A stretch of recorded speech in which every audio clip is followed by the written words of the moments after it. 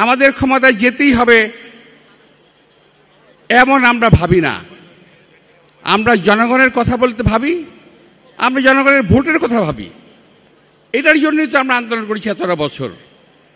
সুতরাং বিএনপিকে প্রতিপক্ষ ভেবে জাতির ভিতরে কোন রকম অনৈক্য সৃষ্টি করা যাবে না, যে একটা পক্ষ সুচতুর কৌশলে তৈরি হচ্ছে যাতে বিএনপি ক্ষমতায় আসতে না পারে।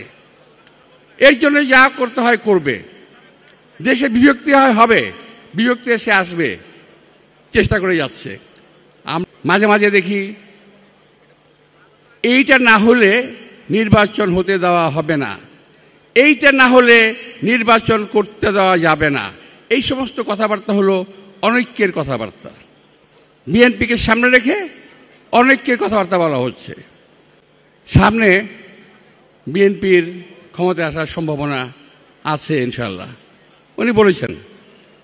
আমরা অনেকে তাই ভাবি, শুধু আমরা না, আমাদের বাইরেও যারা আছেন অনেকেই তা ভাবেন। এবং এই ভাবনার ফলশ্রুতিতে